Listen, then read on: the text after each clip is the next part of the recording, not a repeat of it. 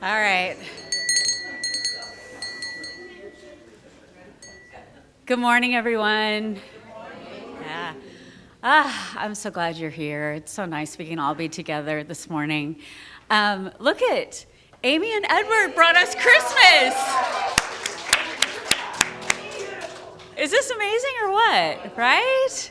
Yeah, thank you so much, Amy, for doing this. I know it's a lot of time and effort, and it takes my breath away. So anyway, we even have a fire, so be careful. Yeah, all right. Okay. Do we? So I want to welcome everyone today. I want to welcome those on Zoom. I want to welcome anyone who is new and here for their first time. My name is Tiffany. I'll be serving as your host today. It's so great to see all of you. So last night, my husband and I went to the trucker parade in Eureka. Yes. Yeah, this is our second time going. The first time we were standing in the rain. This was vastly more pleasurable, I must say. I will say the main takeaways were truckers love Santa. There was like a guy dressed as Santa, a blow-up Santa, and some other kind of caricature of Santa on like every single, there's every kind of vehicle you can imagine in this thing. I mean, I'm telling you guys things you already know, and they're completely covered in lights, right? The other thing I learned was that I really love loud things. Yeah. One of my favorite parts was there was a boys' sports team of some kind named the Knights, like the Knights of the Round Table. They were all riding on a flatbed, and they're just sitting there because we were a ways into the route. And so I screamed at them, "Go Knights." I don't know who they are. I don't know what they play. I have no idea. But I was just so excited to see the whole team crammed into this thing. And they looked at me to see whose mom I was. And then they screamed back at me, which felt so good. So anyway, that was really fun. And then a lot of the truckers also played jingle bells on their horns. So, which I don't know if everybody appreciated as much as me. Yeah. But I was there for it. So, yeah.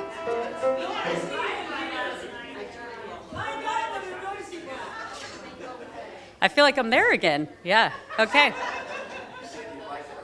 I do like it loud, yeah. Okay, so we start every service with an acknowledgement of the native lands that we are on. The Eureka Center for Spiritual Living acknowledges that the land on which we gather is the ancestral territory of the Wiyot peoples. This territory extends to the communities throughout most of Humboldt County, and we honor the Wiyot peoples today. Oh.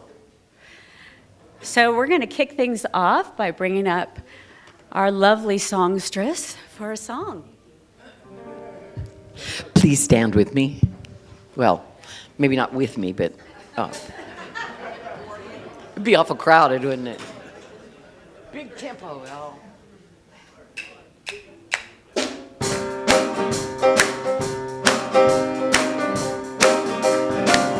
Everything I need to know about what lies on me. Everything I need to know about what lies available to me is available to me through the mind of God within me. Everything I need to do about what lies before me. Everything I need to do about what lies before me to me is available to me through the mind of God within me. Everything I need to be free about what lies before me. Everything I need to be free about what lies before me. Available to me is available to me through the mind of God within me. Everything I need to be strong about what lies before me. Everything I need to be strong about what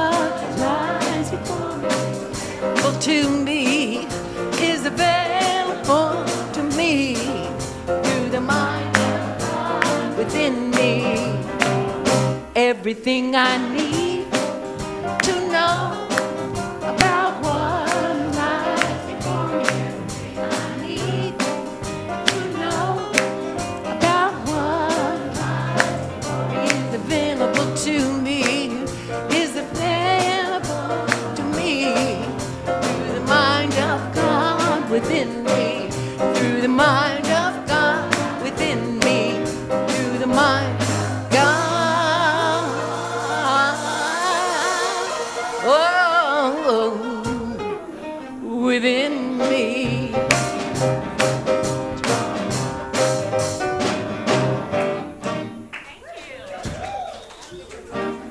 Thank you so much. All right. So we like to start off by greeting each other. And so what I'd love for us all to say today is, gosh, it's great you're here, instead of the tag on this that we usually have, okay? So let's do the first part together. We are a welcoming community where the vibration of love lifts us, the wisdom of the ages inspires us, and the science of mind teaching empowers us.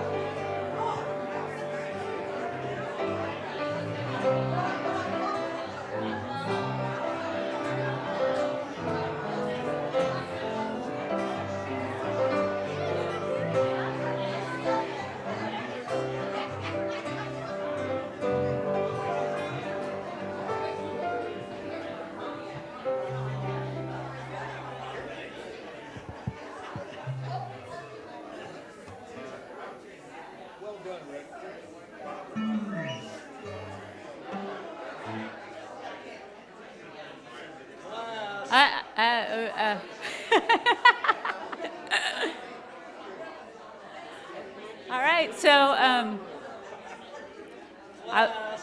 yeah. Yeah, I know, right?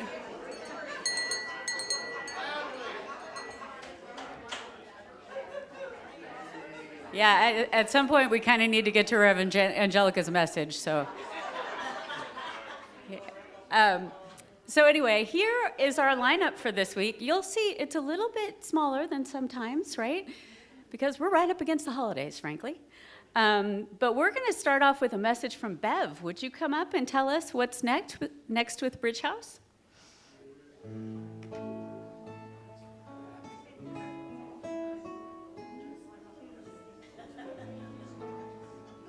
Good morning, everybody.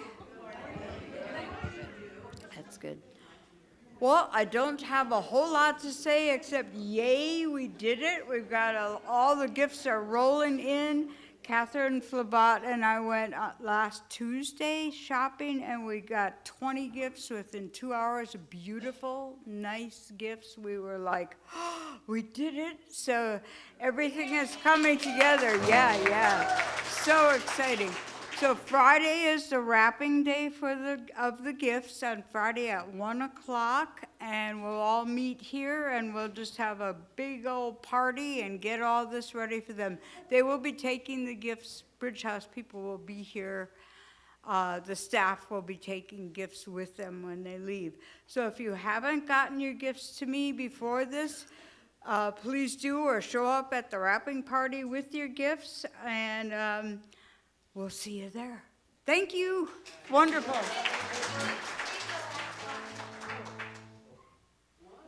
You can still donate money.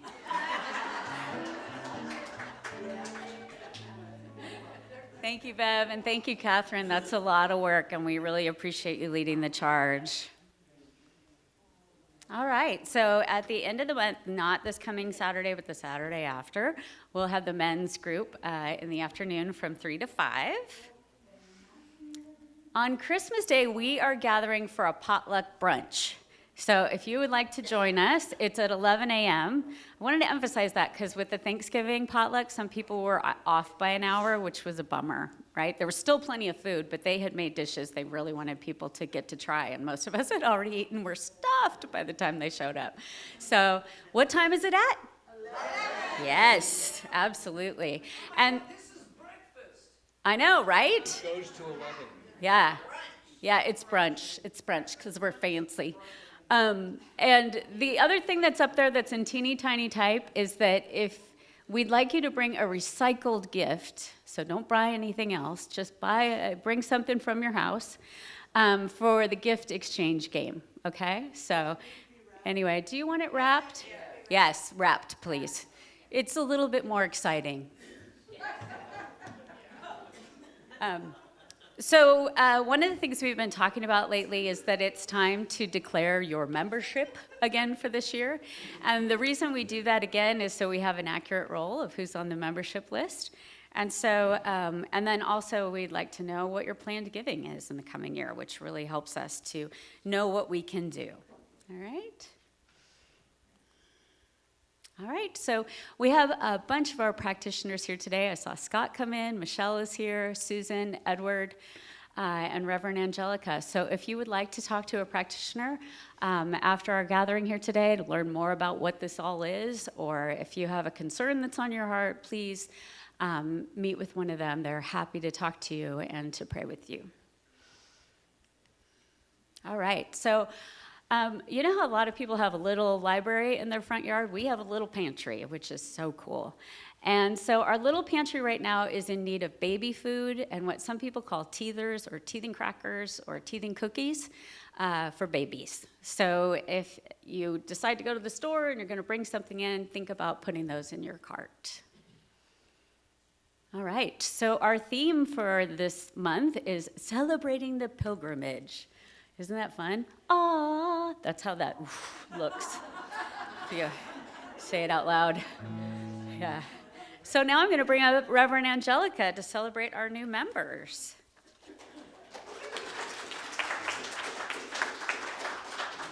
Before I do that, though, I mean, I love the artwork that Scott does for us and has done for us for about 5 years. He does a really good job. Let's recognize that.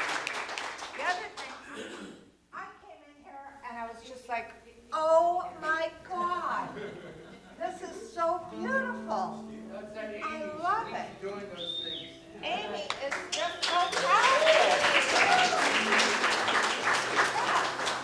Very good. Got an addition on the church. Yeah, and by the way, Amy, I decided we should use that thing I brought in for New Year's. Okay. For here, because you'll be taking that down, right?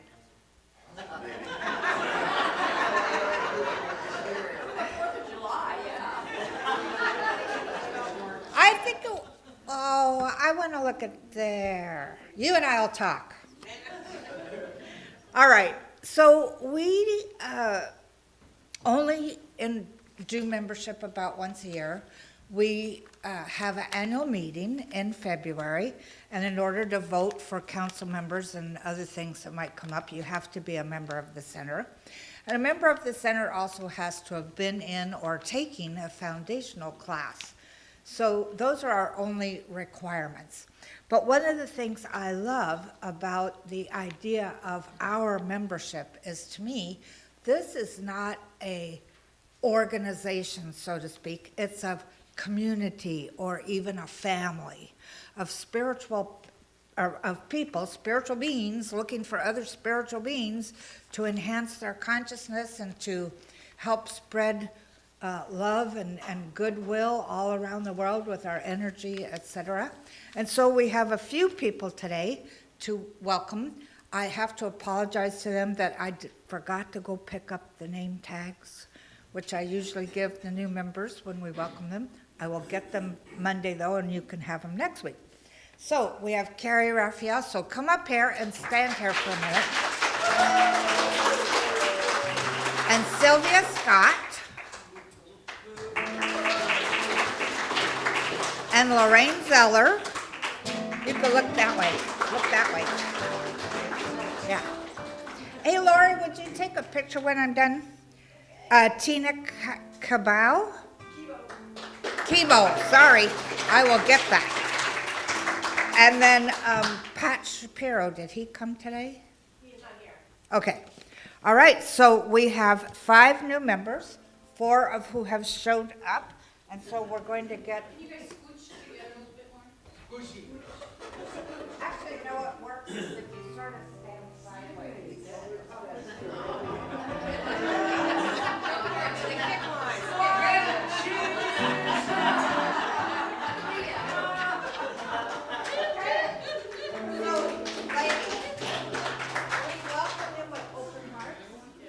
Know that you are a wonderful addition to our family, our spiritual family, and we celebrate your growth as we celebrate ours, and thank you so much for choosing us as your spiritual home. Thank you.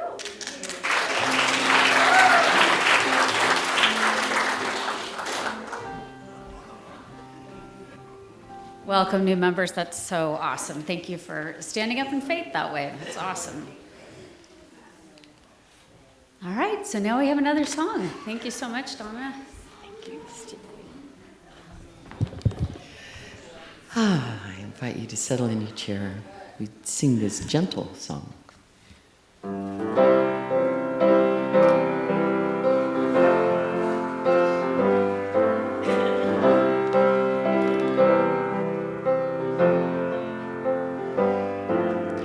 Peaceful people, peaceful planet, we are the difference, just you.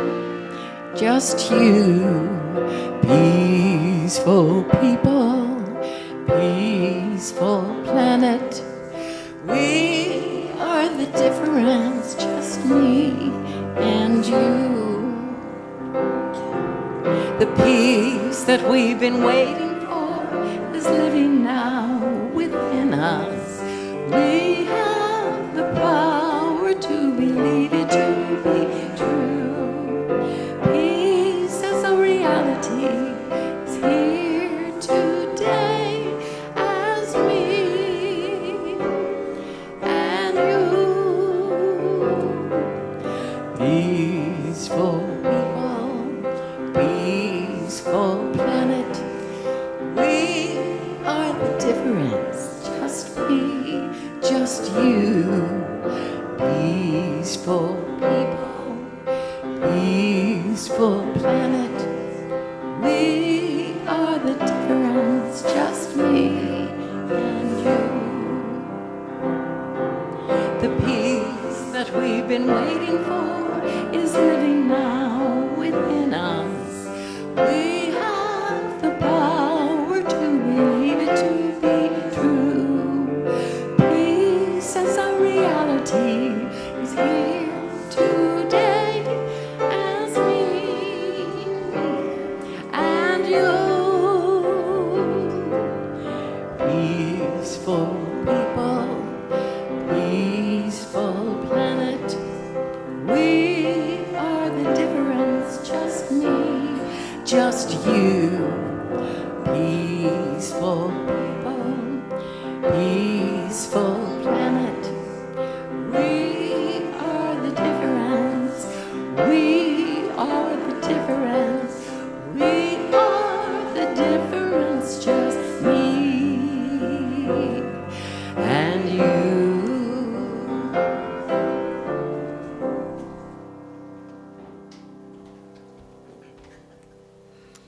It's now time for our peace moment, and I have to make a confession to you. Thank you. I'm undressing up here, I guess.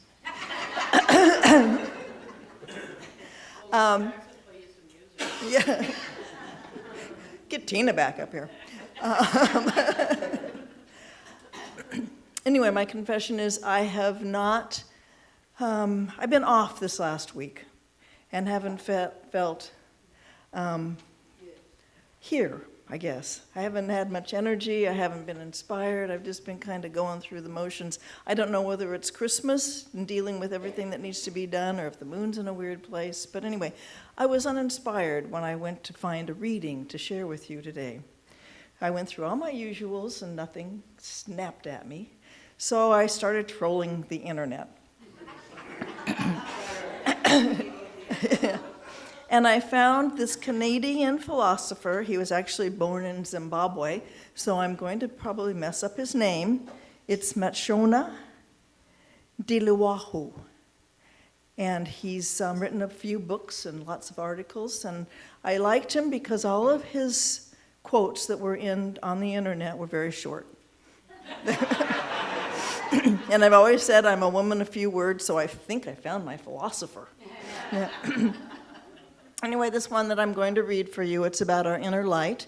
It's 4 sentences, so I'm going to repeat it, just so I make sure you all get the full flavor of it. So after the reading, Jackson will lead us into the invocation.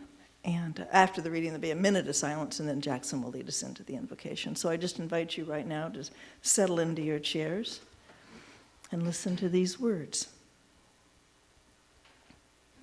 Light in your mind is truth. Light in your heart is knowledge. Light in your soul is wisdom. Light in your life is God. Once again, light in your mind is truth. Light in your heart is knowledge. Light in your soul is wisdom. And light in your life is God.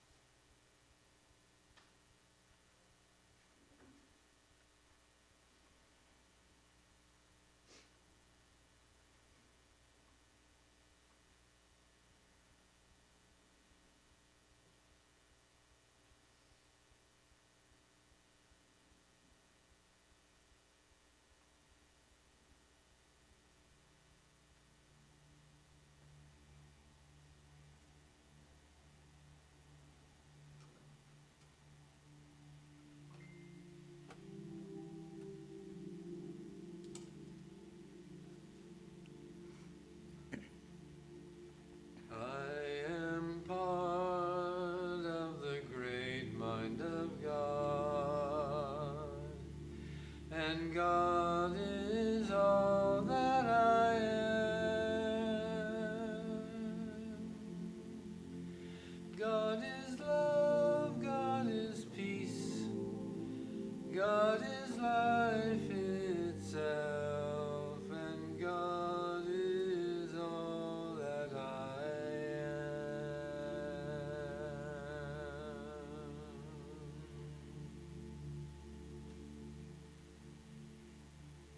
God is all that I am, and I am all that God is.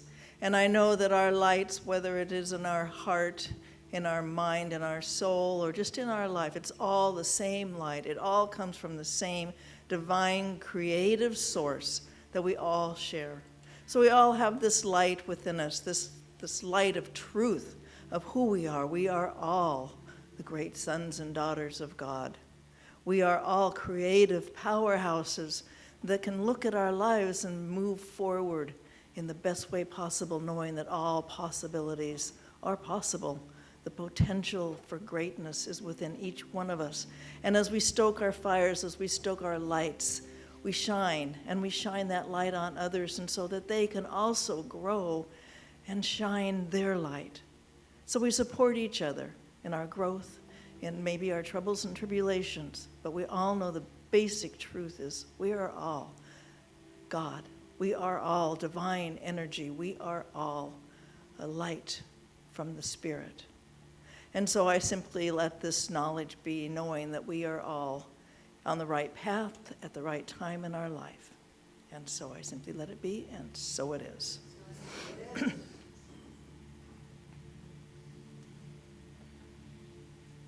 I am part of the great mind of God, and God is all that I am. God is love, God is peace, God is life itself, and God is all that I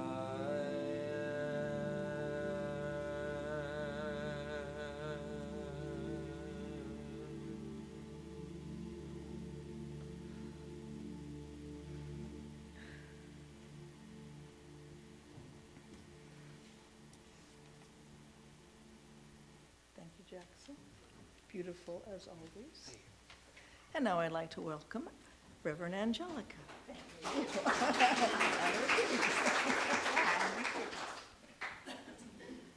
Thank you, Jackson. And Susan, that was perfect, just perfect. So I just love the way the universe works. It's you're going to hear a lot about light today.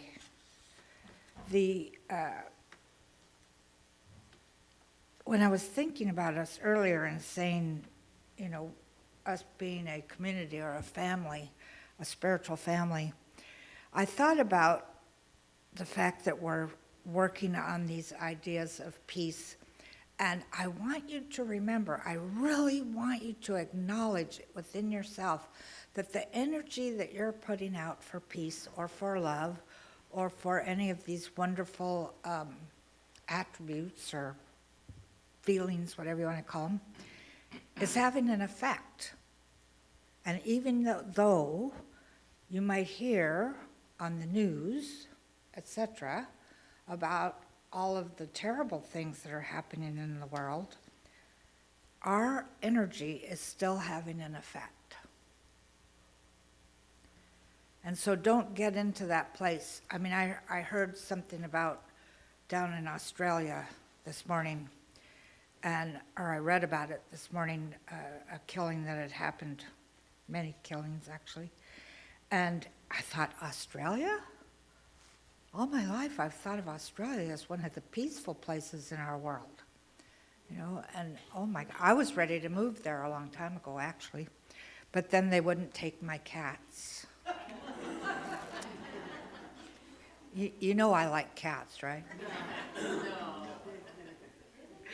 So this month for me has been a review of what our year has been about. And our year has been, as we titled it, a spiritual journey. Each one of us has been on a spiritual journey. And you know, I know that sometimes spiritual journeys they're not these peaceful, you know, we're just going to walk down and everything's going to be perfect kind of journeys. It's not necessarily moved in a straight line either.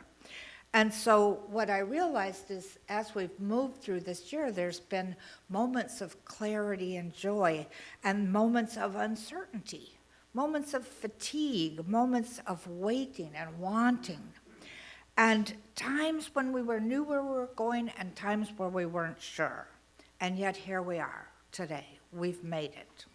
So that, you know, this is, for me, why the end of this year seems so sacred, because not only are there many holidays happening this month, as you'll find out during all this month, but there's a place in us that is higher or more advanced in consciousness than we were last January. This journey has helped us realize that we didn't get here by accident. we got here because this is where we're supposed to be. And I'm talking about not only in this room, but in consciousness. And so we got here because we chose at some point along our journey to keep the journey alive.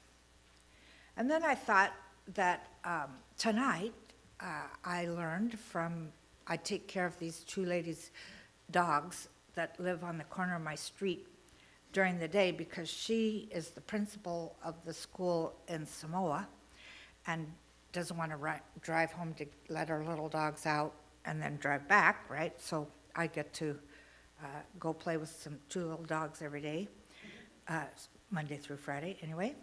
But so last night I went over to her house because I'm going to be taking care of her sister's dogs as well this next week. So 2 beagles and 2 little Chihuahua something. Well, did you know that you could have your dog's DNA done now? I had no idea. So now she knows what her little dog's mixes are, and I thought, why would anybody do that, But hey, that's a cool thing.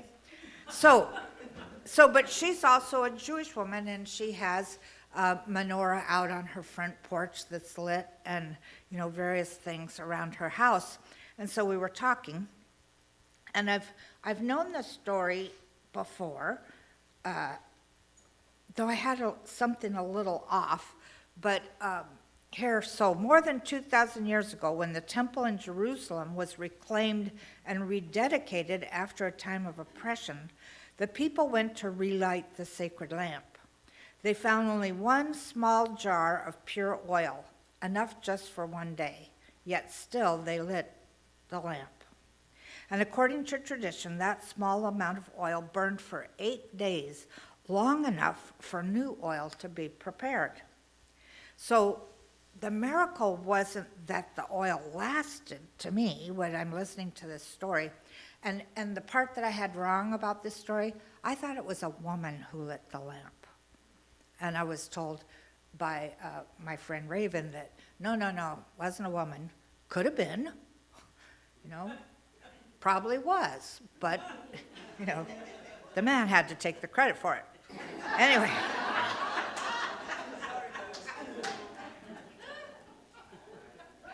So to me, the story isn't that the light lasted. It was about the idea that it was lit in the first place, even when no one knew how long it would last.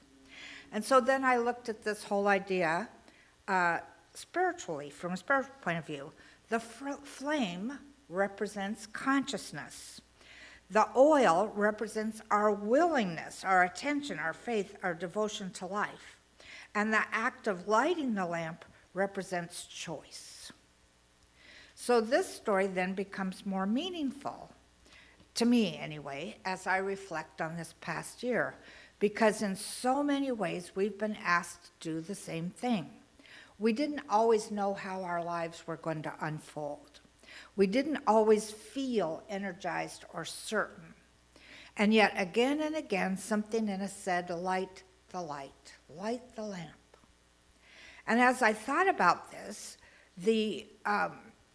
what I realized was that every time we chose kindness, we chose love, we chose compassion, prayer, patience, all these things that we talk about, we lit that lamp again, or the oil was poured in. And so here we are, realizing something quietly miraculous. And that is, we made it. We made it. Not because we had endless reserves, but because Spirit was there 100%, and we have begun to realize it more than we've ever had before. So, I thought about this idea of miracles as far as the science of mind thinks. And so we see miracles as expressions of enlightenment, or alignment, rather. Alignment. A miracle is not Spirit swooping in to save the day, the hero. A miracle is consciousness so attuned to truth that life continues to express even when resources appear limited. It continues to express. So this year, your miracles might not have shouted, maybe they whispered, and perhaps they said things like, I kept going. I didn't quit. I was carried when I didn't know how. So this is what I want you to do right now. I want you to close your eyes, take a breath, and maybe another breath. And I want you to just allow one of those small miracles that you experienced last year to rise up in your mind. We've all had them. And don't go picking through trying to find the one. Just let one rise up.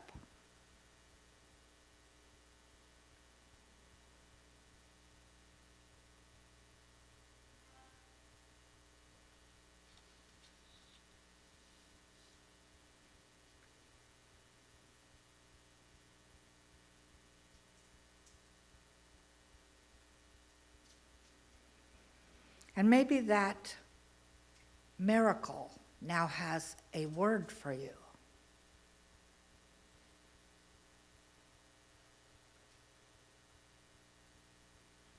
It could be receptive.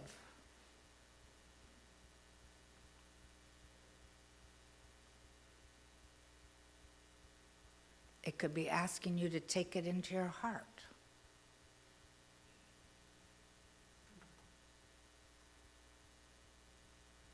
It could be asking you to open your eyes and your heart and your mind to more miracles.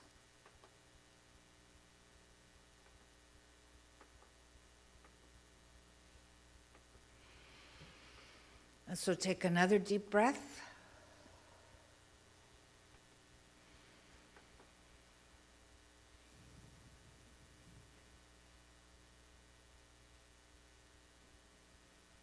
And open your eyes. So this is what I know for us, that as we move into the days ahead, perhaps the invitation isn't to seek more light. Maybe it's to remember that the light is already here. Maybe to remember that you are the light. We talk about this divine energy being absolutely everywhere in everything. That means it doesn't fill up the room and then go around us. It's in us. It's experiencing life as we experience it. And so let yourself be the light. If that's what it is, let yourself be the light. And in fact, in order to be the light, we have to keep choosing love. Keep choosing love. When you're listening to the news, somebody reminded me the other day that Dr. Michael Beckwith, most of you have heard of him, this gigantic church down in Los Angeles, he said that the news is a call for prayer.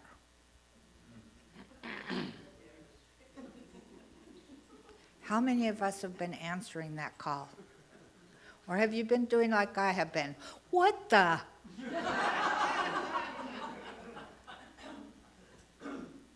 I mean, you've heard me say this before, but 9 months, I guess?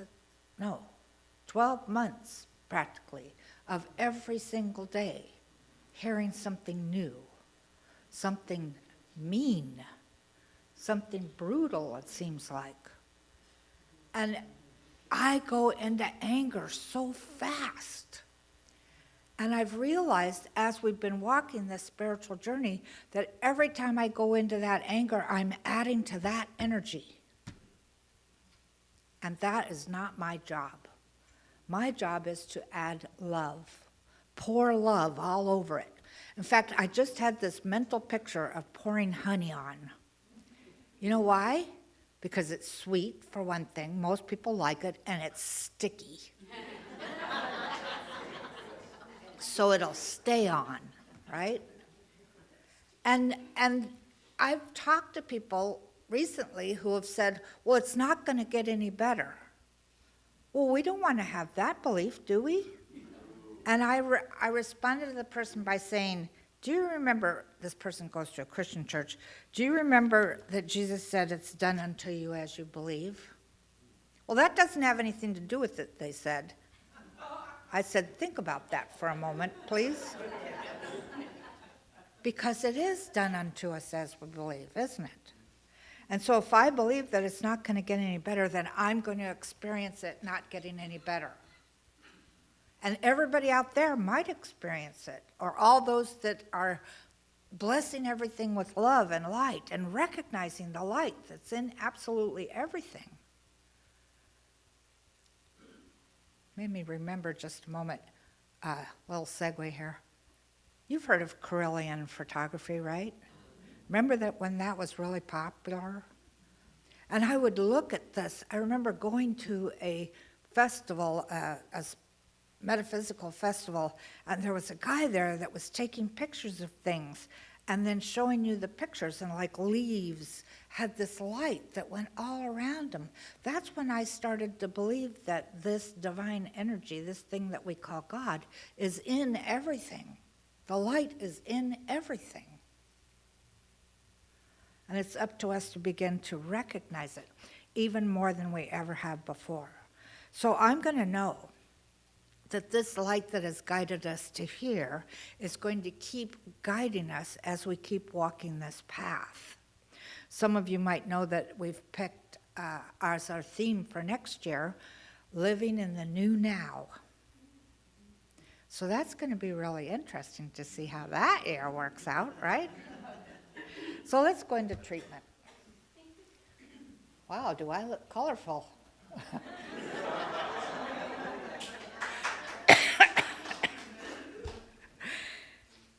Okay.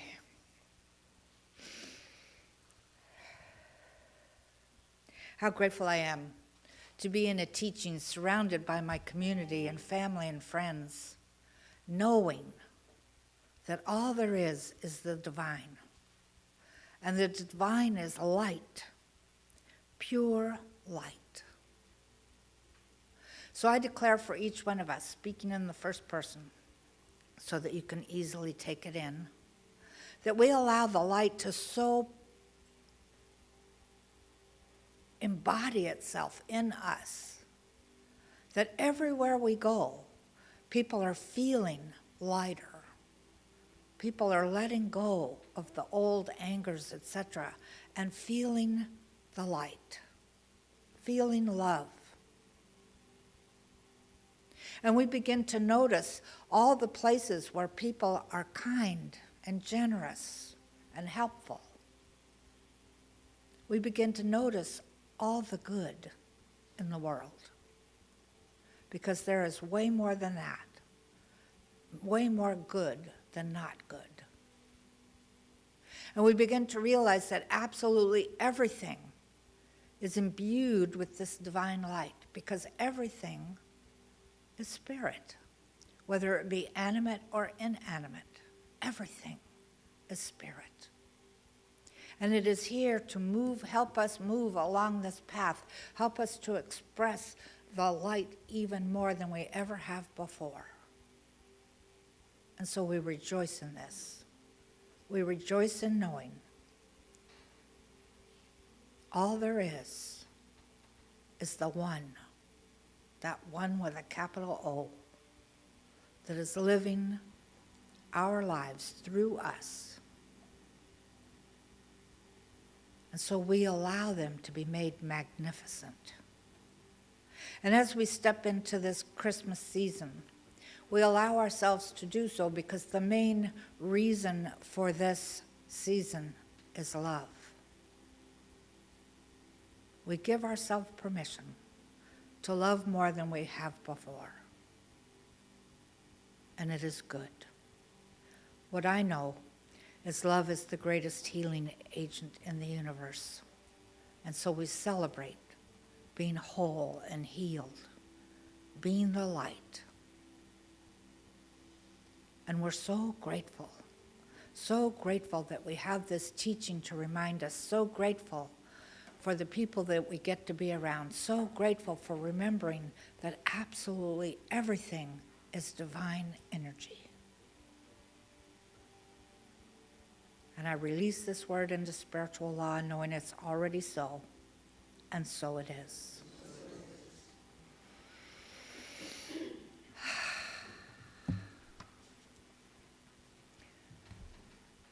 Jeff Smaller is our musician this morning.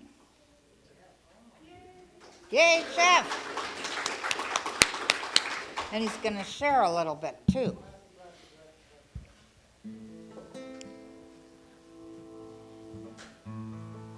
How's the volume? Okay. Well, I confess when my hands shake, I've been doing this since I was 10, and I'm 71, and I still get stage fright. So thank you for hanging in there. Okay. First of all, Angelica, thank you so much for talking about different religions throughout the year. It means a lot. It means we're truly diverse. It means a lot to me. Most of us here were raised in more of a Christian orientation. Myself, I know Ari, Scott, other people were raised in a Jewish orientation. Scott talked about different holidays last week in December. You did leave out a very important one, Festivus, but that's another conversation. Okay. I thought that would be first on your list, Scott. It's December 23rd for anyone who cares. Well, Hanukkah starts tonight. And Angelica, you explained it so well that I'm going to shift gears. How many think that Hanukkah is an important Jewish holiday? Not true. Okay. How many think that Hanukkah is an important part of American culture? Well, that's kind of true for those, it has become that. So let's talk about how it became part of our conversation. It's known in the Jewish parlance as a lesser holiday. It doesn't make it inferior. It just was a little blip in history long after the Old Testament was written and hundreds of years before Christianity came into. So it's like a little blip around 167 BC. Judaism, started almost 6,000 years ago. Christianity, a little over 2,000 years ago. And this was like right in the middle. And it wasn't really a big deal, although it's kind of fun to talk about. It did occur around wintertime, is when a battle was won against oppressors, what was left of the Greek Empire, who had conquered the area that we now call Palestine. And there was more oil than they needed, or more oil as a miracle. It wasn't celebrated. No one really cared much about Hanukkah until after 700 AD in Spain. What happened in Spain? Inquisition. Yes. So for about 700 years, Jews, Christians, Muslims lived in relative peace in Spain. And the Vatican wasn't really hot on this idea because it took away a lot of their power. And the Crusades occurred and things like that. And they said, no more of that. But while they were enjoying peace, they were enjoying each other's traditions. So the Jewish kids were getting kind of jealous of the Christian kids, and the Muslim kids were getting jealous of everybody. And so they wanted to share in some fun and some gifts. And then the Inquisition happened, and it was pretty much forgotten. Fast forward to 1920s America, the United States. What happened in the 20s? Well, the Depression wasn't until 1929. There was great prosperity. Got to say, Prohibition actually created prosperity. a lot of good music. And there was great prosperity, and there were a lot of immigrants, many of them from Eastern Europe, a lot of Jews in America, and they wanted to catch on to some of the Christian traditions and have fun, eat good food, which in the Jewish tradition we've always done, but share gifts, and it took place in the winter. There is no connection, biblically or unbiblically, between Hanukkah and Christmas. I mean, there's absolutely none, except it takes place in the winter. And so the Jewish calendar is lunar calendar. It's gone on for 6,000 years. The Christian calendar is the Gregorian calendar. Pope Gregory, big favorite of ours, 1582. He created that, and it just happens that the two holidays occur about the same time. Angelica mentioned that there was enough oil for 8 days. So Jews in America and Europe, and now actually Israel, which was late coming in this, celebrate with oily foods, fried food. So tonight at my daughter's house is the annual latke night, and potato pancakes. Okay, so we celebrate with oily food, and Hanukkah is just a whole lot of fun. So it's a chance in the 1920s where everyone got together, went, we've got a little bit of money. There's lots of good marketing of Christianity and Judaism, holiday goods, parties. And what else happened in the 1920s that affects us here? No, that was the 1929. Ernest Holmes in Hollywood, you know, they did a lot, Science of Mind became very popular.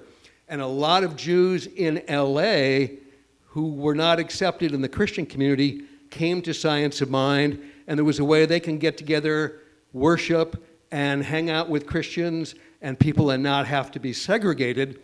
And a lot of the show business heads who were Jewish created a lot of the movies and later TV that we now know today, based on a lot of tolerance from Science of Mind in Hollywood. Hey, Ernest was a pretty cool guy. Okay, so that's basically Hanukkah has become a big deal because we all enjoy the fun when it's dark outside and it's a festival of lights, but there's no like religious connection. Okay, so now you may say, what song am I going to do this? Okay, so we're going to get a little serious. The name of the song is Hatikva, which literally means in Hebrew, the hope. And this is actually a pretty serious song, and it's very controversial.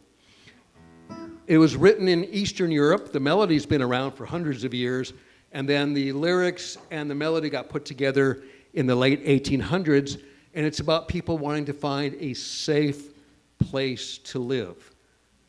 Jews scattered in 70 AD when the Romans came in and destroyed the temple, and then they've been throughout Europe, Asia. Not all Jews are from Europe.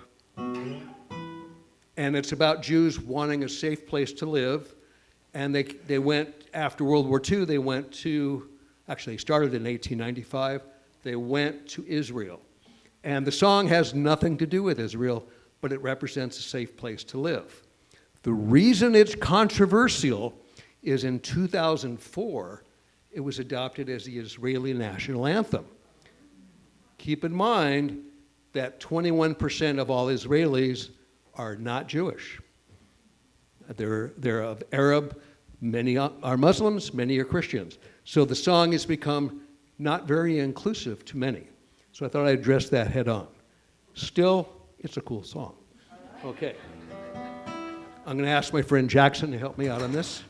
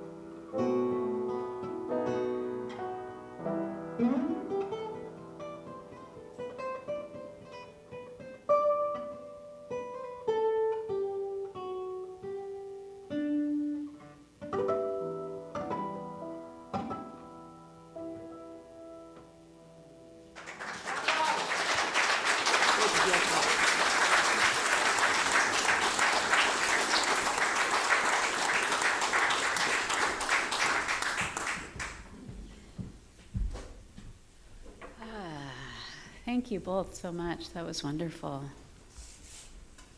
All right, so now we're going to share our gifts. If you'll join me. I gratefully give from the fullness of my abundance, knowing my gift blesses the center, all in it and beyond, and so it is.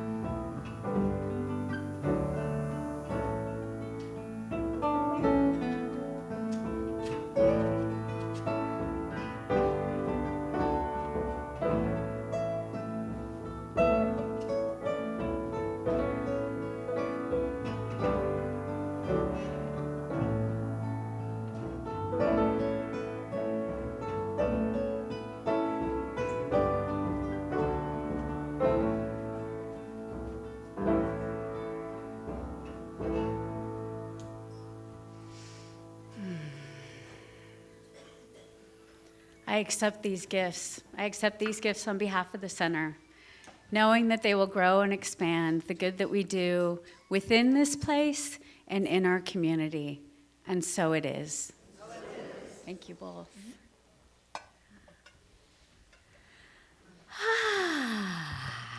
So I think we got fed. Thank you so much, Reverend Angelica, Susan, Jeff, everyone who contributed to today's service. And thank you so much for being here. It's not easy during December to make it places, right? There's a lot of things that pull us in different directions. So, and thank you, Edward, for doing the meditation before the service as well. So I wish you all peace and calm and restoration of your spirit during this time. I thank you, Bev, so much for putting on our Bridge House efforts. I mean, wow, what a gift to the community. And it's one of those things where, like, you do something really small, and then, like, the exponential that you feel from doing that is so much bigger. So anyway, pray for me. I'm driving to Sacramento this weekend. Well, I can't where my parents live, just be closer, right? Anyway, so we're going to end today with a song, but before we do that, is somebody willing to come up and read our community statement of inclusion? Anyone want to do it today? Yay, please, come on up.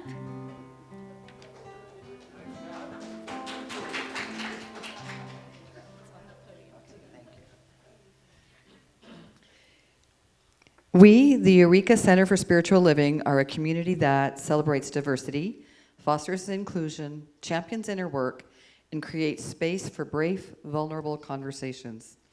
We are a community that honors the unique emanation of God that each person embodies and advocates with people for human rights and dignity for all.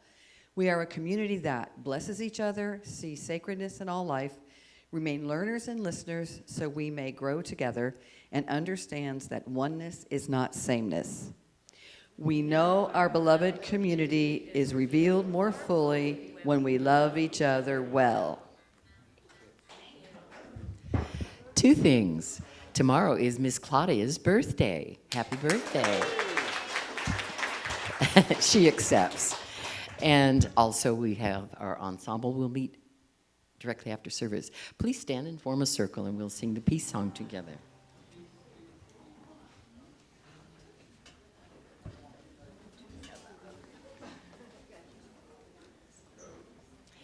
And if you're new and need the words, it's be best if you get on the west or the south side of the circle so you can see the screen. See me. Okay. so you can see Jackson.